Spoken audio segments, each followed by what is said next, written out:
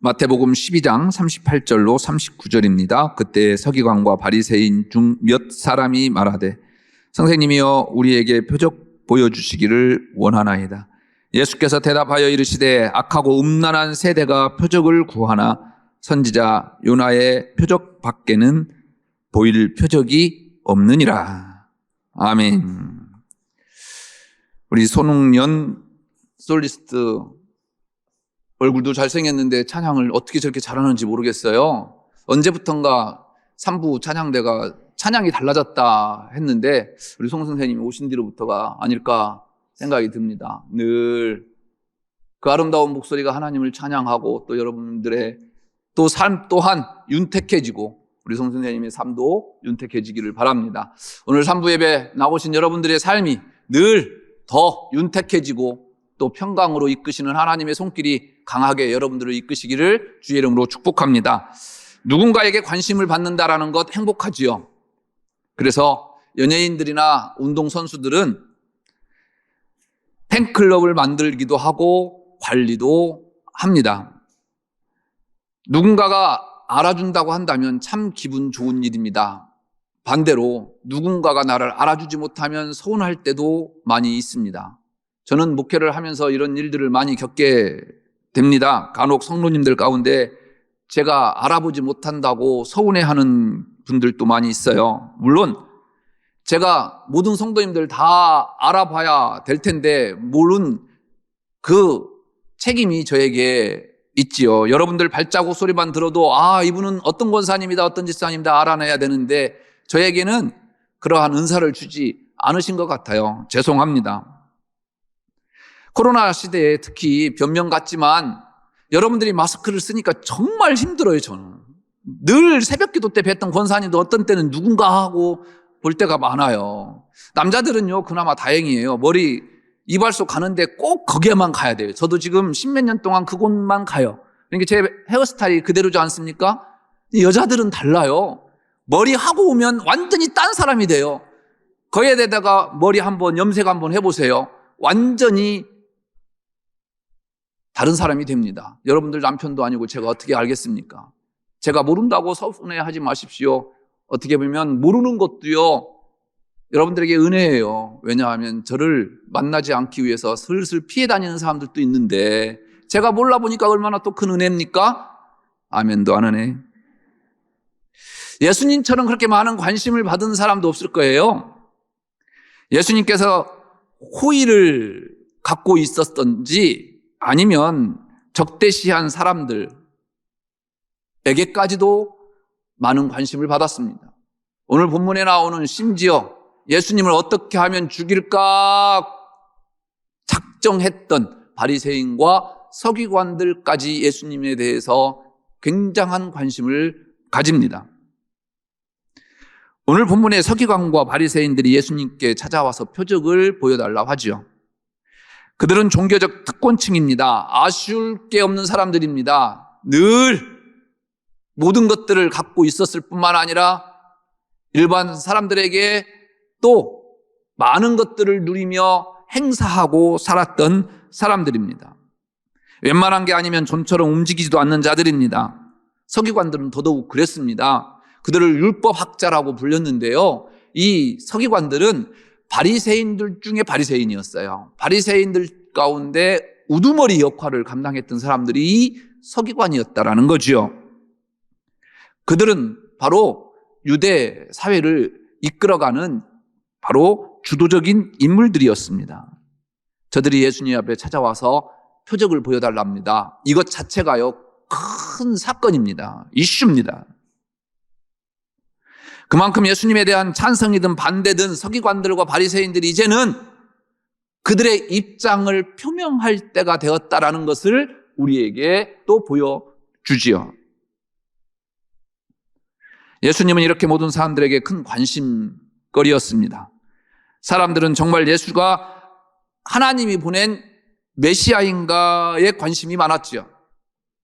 그래서 오늘 본문의 서기관들과 바리새인들이 표적을 물었던 것입니다. 예수님이 어떻게 대답하십니까? 악하고 음란한 세대 라고 책망하십니다. 그런데요, 성경에 보면 이들만 표적을 구한 게 아니었어요. 오늘 본문 말씀 바로 앞부분에도요, 표적을 구한 사람이 나와요. 바로 세례 요한이에요. 세례 요한이 감옥에 갇혔을 때 그 제자들을 예수님께 보내주요. 그리고 물으라고 합니다. 오실 그이가 당신입니까? 표적이라는 말이 이 물음 속에 들어있지는 않지만요, 오늘 표적을 요구했던 바리새인들과 서기관들의 질문과 이 세례 요한이 제자들에게 물어보라고 했던 이 물음 똑같은 뜻입니다. 그런데 예수님은 세례 요한 제자들에게 어떻게 대답하십니까? 너희가 듣고 본 대로 요한에게 가서 알리되 죽은 자가 살아나고 가난한 자에게 복음이 전파된다고 해라 라고 다정스럽게 이야기해요. 그런데 동일하게 물었던 서기관과 바리새인들에게는 어떻게 대답하십니까? 악하고 음란한 세대가 표적을 구한다 책망하십니다. 똑같은 질문을 했는데 왜 예수님의 답변은 이렇게 형격하게 다를까요? 질문의 목적과 이유가 다르기 때문입니다. 세례 요한이 제자들을 보내서 오실 그이가 당신입니까? 아니면 우리가 다른 일을 기다려야 합니까? 묻게 한 이 질문이 목적이 아니었습니다. 제자들에게 예수님이 어떤 분인지를 알게 하려고 하는 목적입니다. 이미 세례 요한은 예수님께서 세례 받으러 오실 때 누군지 알고 있었어요. 그래서 그 예수님 뭐라고 고백합니까? 세상 죄를 지고 가는 하나님의 어린 양이라. 나는 물로 세례를 주지만 그분은 성령으로 세례를 주는 분이다. 그리고 하나님의 아들이시다라고 고백했습니다. 이미. 세례 요한은 예수님께서 공적인 사역을 행하시기 전까지 유대인들에게 가장 관심을 받았던 인물 가운데 하나입니다. 갑자기 혜성처럼 나타난 세례 요한에게 수많은 사람들이 혹시 우리가 기다리고 있는 그 메시아가 저 사람 아닐까라고 기대를 하게 했던 장본인입니다. 지방뿐만 아니라 예루살렘까지도 메시아 신드롬을 일으킨 사람이었습니다. 그래서 레위인과 제사장이 세례 요한에게 당신이 메시아냐라고 물었습니다. 그때 세례 요한은 뭐라고 대답합니까? 메시아도 선지자도 아니라 이사야가 말한 대로 주의 길을 곧게 하는 광야에서 외치는 자의 소리뿐이다 라고 답합니다. 이런 세례 요한이 제자들을 예수님께 보낸 이유는 그분이 메시아인지 몰라서 보낸 게 아니라는 겁니다. 메시아인지 아닌지 알아보려고 보낸 것도 아닙니다. 이미 그 예수님께서 누군지 세례 요한은 다 알고 있었습니다. 그럼 무엇 때문에 보냈습니까? 제자들을요, 예수님의 제자 되게 하기 위함이었어요. 나를 따르지 말고 진정한 메시아 되신 그 예수님을 따르라라고 해서 보낸 것입니다. 여러분, 생각해 보십시오. 내 제자를 다른 사람에게 보낸다라는 거 쉬운 일입니까? 여러 번 제가 말씀드렸듯이 그래서 세례 요한이 세례 요한인 것입니다. 이러한 세례 요한에게 예수님께서는 뭐라고 평가하십니까? 여인이 낳은 자 중에 이보다 큰 자가 없다. 세례 요한은 예수님이 본인이 기다리고 준비하던 분임을 알고 있었습니다. 그래서 그의 제자들을 예수님께 보낸 것입니다. 실제로 세례 요한이 죽고 나서요, 그의 제자들 가운데 예수님의 제자가 된 사람이 2명이 있어요. 누군지 아십니까? 바로 안드레와 요한입니다. 안드레, 여러분들이 잘 알고 있는 예수님의 수제자였던 베드로의 형제입니다. 성경에 나와 있지는 않은데 제가 추측하겠는데 이 안드레가요, 예수님을 먼저 알았어요. 세례 요한이 소개해서. 그래서 그의 형제인 베드로를 예수님께 인도했을 거예요. 그래서 예수님께서 제자를 삼았을 것이다 라고 추론할 수가 있습니다. 요한입니다. 다음으로 이 요한의 형제가 누군 줄 아십니까? 야고보예요.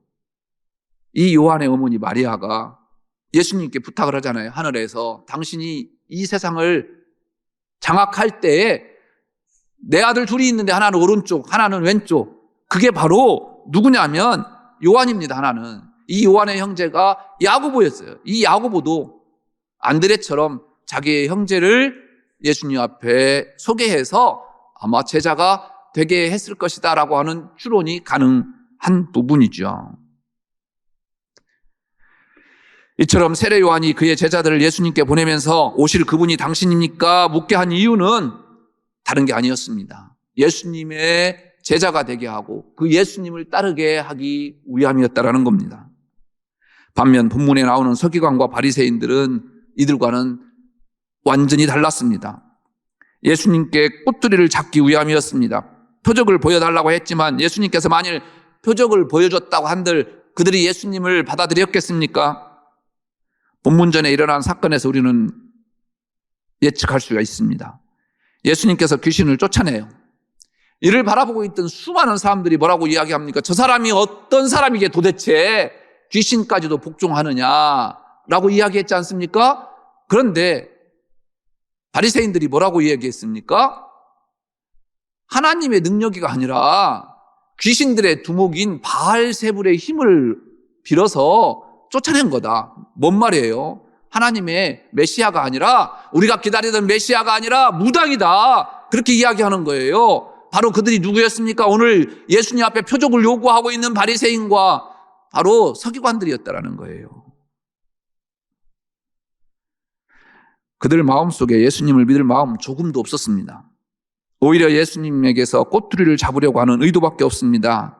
그러니까 놀라운 표적을 이미 봤음에도 불구하고 받아들이지 않는 겁니다.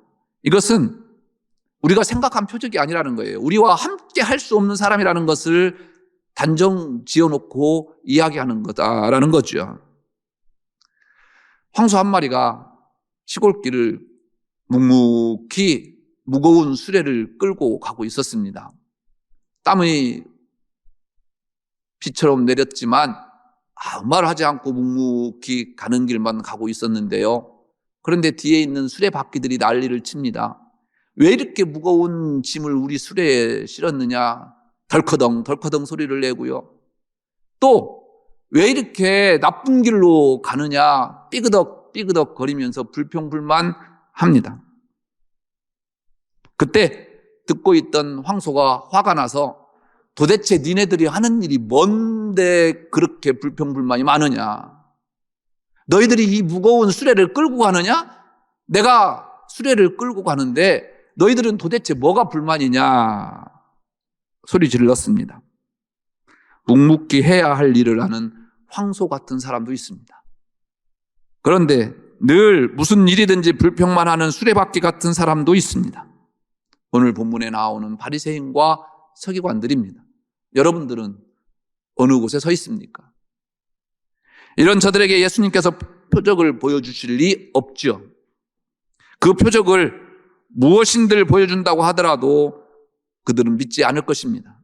그래서 예수님께서 악하고 음란한 세대가 표적을 구하지만 그들이 원하는 것을 보여줄 것 하나도 없다 말씀하십니다. 바리새인들과 서기관들이 예수님의 기적을 보지 못해서 지금 예수님께 표적을 보여달라고 하십니까? 그들 보는 앞에서 죽은 사람이 살아나도 그들은 믿지 않을 것입니다. 아니, 믿지 않아야 합니다.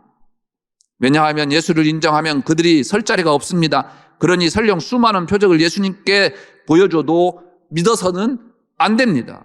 결이 다르기 때문에 그렇습니다. 그런 이들에게 너희에게 보여줄 표적이 요나의 표적밖에 없다고 하니까 얼마나 다행입니까? 만약에 그들 앞에서 죽은 자를 살리셨다고 한다면 안 믿을 수도 없지 않겠습니까? 보여줄 수 없다라는 것이 이들에게는요, 큰 위안거리 있을 수도 있습니다. 만약 믿으려는 마음이 있었다고 한다면 이미 보여주신 증거들로 충분합니다. 그런데도 바리새인들과 서기관들이 예수님을 받아들이지 못한 이유가 무엇입니까? 자기들이 정해놓은 방법만 고집합니다. 자신들이 보기 원하는 방법만 고집합니다. 보여주시는 대로 보는 것이 아니라 왜곡된 지식이나 정보를 갖고 자신이 보고자 하는 것만 보려고 한다라는 것입니다. 혹시 우리는 그렇지 않습니까? 우리가 정해놓은 대로 예수님을 그렇게 움직여야만 합니다. 내가 생각하는 대로 하나님께서 행해 주셔야만 합니다. 주님을 바라보고 내가 깨져야 하는데 내가 세워지고 예수님이 깨어지기를 원하지는 않느냐 말입니다. 이런 세대를 주님은 분명하게 말씀하십니다. 악하고 음란한 세대요. 그렇다면 주님을 보기 위해서 우리는 어떻게 해야 합니까? 우리의 마음을 주님으로 가득 채워야 합니다. 표적을 구하는 저들에게 오늘 말씀 이후에 예수님께서 이렇게 말씀하셔요. 비유로 말씀하시는 내용이 오늘 본문 말씀 바로 직후에 나와요. 오늘 말씀을 설명하기 위한 내용이죠. 귀신 들린 사람이 하나 있었다. 그 귀신이 나갔다. 다른 곳으로 가려고 돌아다니다가 들어갈 곳이 없어서 다시 이 사람에게 와봤더니 이 사람 집이 깨끗하게 치워졌을 뿐만 아니라 다 고쳐져 있었다라는 거죠. 이 귀신이 어떻게 할까요?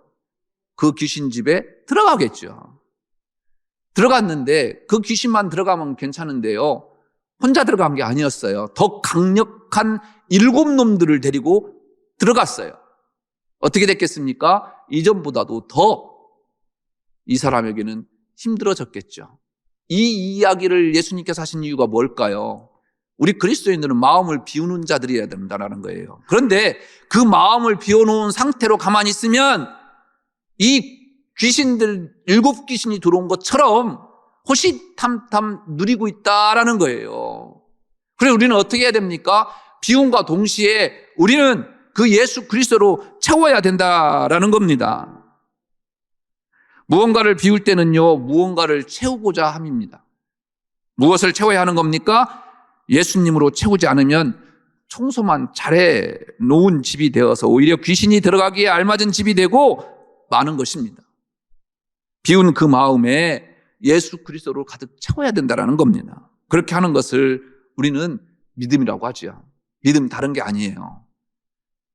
내 마음 속에 있는 비워진 마음 속에 예수 그리스도로 가득 채우는 게 믿음입니다.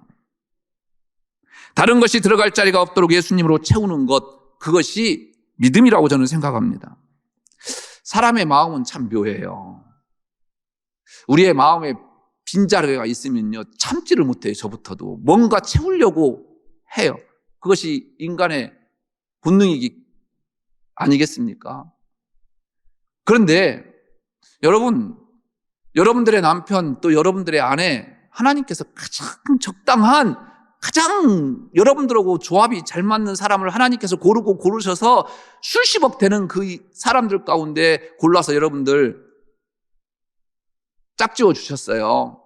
그런데요, 어느 순간부터 내 남편이 또 내 아내가 조금 부족해 보일 때가 있죠. 그때 잘생긴 오늘 찬양한 손 선생님 같은 분이 앞에서 얼쩡얼쩡거리면 여러분들 마음속에 심란해져요.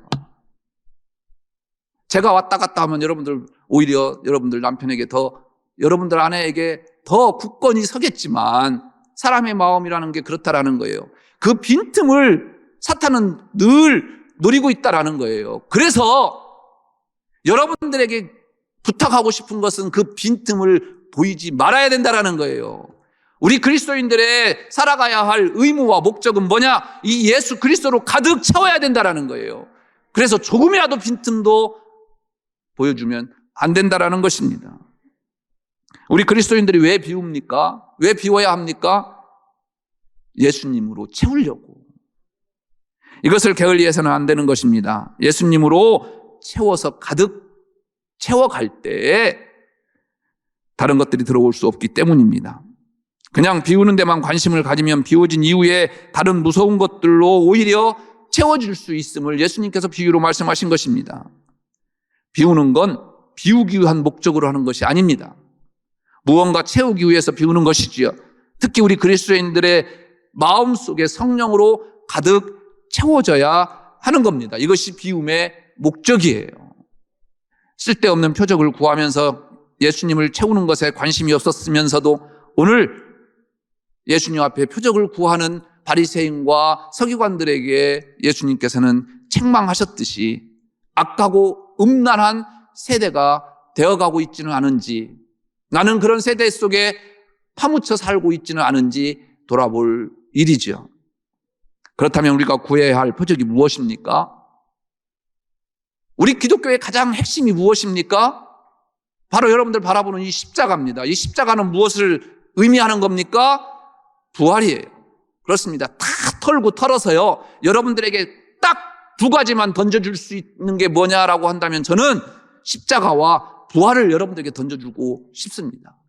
왜냐하면 이 십자가는 저를 사랑하는 예수님께서 돌아가시는 그 자리가 하나님의 사랑의 자리가 십자가이기 때문에 그렇습니다. 그런데 그것으로 끝났습니까? 아니요. 예수님께서는 부활하셨습니다. 부활은 무엇입니까? 생명이에요. 권사님 죽어도 죽은 게 아니에요. 우리는 안 죽어요. 왜요? 죽음은 새로운 생명의 시작이기 때문에. 세상 사람들이 장례가 나면 영면에 들었다라고 이야기하죠. 이건요, 우리 그리스도인들이 쓰면 안 되는 단어예요. 영원한 잠에 들었다라는, 우리는 영원한 잠들 새가 없어요. 우리는 죽자마자 어떻게 돼요? 하늘나라로 올라가서 죽을 정신도 없어요. 잠잘 정신도 없어요. 그건 무슨 잠을 자요? 세상 사람들은 영원히 자겠죠. 안 일어나겠죠. 그런데 우리는 일어나요. 왜요? 예수님께서 부활하셨기 때문에, 예수님께서 부활의 모범을 보이셨기 때문에 우리도 부활해야만 합니다. 할렐루야. 이것이요 우리 기독교인 거예요. 그래서 이 십자가와 부활을 우리 마음속에 가득 채워야 할 의무가 우리에게 있다라는 거예요. 여러분들 마음속에 이 십자가가 가득 채워지기를 바랍니다. 예수 그리스도의 부활의 생명이 가득 채워지기를 주의 이름으로 축원합니다. 대부분 사람들이 잠을 잘 때 50번을 뒤척인데요. 저도 잠잘 때 많이 뒤척이죠. 잠을 못 잘 때는 더 그러겠죠. 이렇게 뒤척임에도 어른들은 침대에 잘 때 안 떨어져요. 권사님 떨어져요? 하루 종일 누워있어도 안 떨어져요. 왜 그럴까요? 그런데 아이들은, 갓난아기들은 떨어져요. 몇 번 떨어지다가 이제 떨어지면 아프거든요. 안 되겠다 싶어서 그런지 왼쪽으로만 계속 굴르다가 이때쯤 되면 떨어질 것 같다라고 생각해서 오른쪽으로 트는 게 아니라 한두 번 떨어지면 이게 이제 인지가 된다라는 거예요. 무의식 가운데. 그래서 한두 번 왼쪽으로 가면 이제 한두 번은 또 오른쪽으로 뒤척이고, 우리는 그걸 너무너무 잘 알아요. 알아서가 아니라 이제 무의식적으로 균형 감각이 생겼어요. 이 아이들도요, 그렇게 하다 보면 균형 감각이 생겨서 떨어지지 않는 이유가 되는 겁니다. 그렇습니다. 우리 신앙도요, 이러한 균형 감각을 습득해야 됩니다. 이 균형 감각을 유지해야만 됩니다. 어떤 분들은 내 생각을 공고히 하기 위해서 예수님을 끌어들이는 경우도 많습니다. 내 신앙을 더 공고하게 하기 위해서. 여러분, 저와 여러분들의 신앙은 깨져야 되는 거예요. 늘 예수님의 이름으로 깨져야 되고 도전받아야 되고 바뀌어야 되는 거예요. 우리 개신교가 뭡니까? 프로테스탄트예요. 프로테스탄트. 저항이에요. 저항이라는 건 뭡니까? 이대로 있어서는 안 된다라는 거예요. 저항을 통해서 변화돼야 된다라는 거예요. 부단히 늘 깨어지는 게 우리 개신교예요. 무엇으로? 예수 그리스도 그 십자가로 우리는 깨어져야 된다라는 거예요. 저는 오늘 말씀을 통해서 여러분들에게 당부하고 싶습니다. 신앙의 밸런스를 유지했으면 좋겠습니다. 바로 그 신앙의 밸런스를 유지하는 비결은 저와 여러분들의 마음속에 십자가와 부활의 마음으로 가득 채우는 겁니다.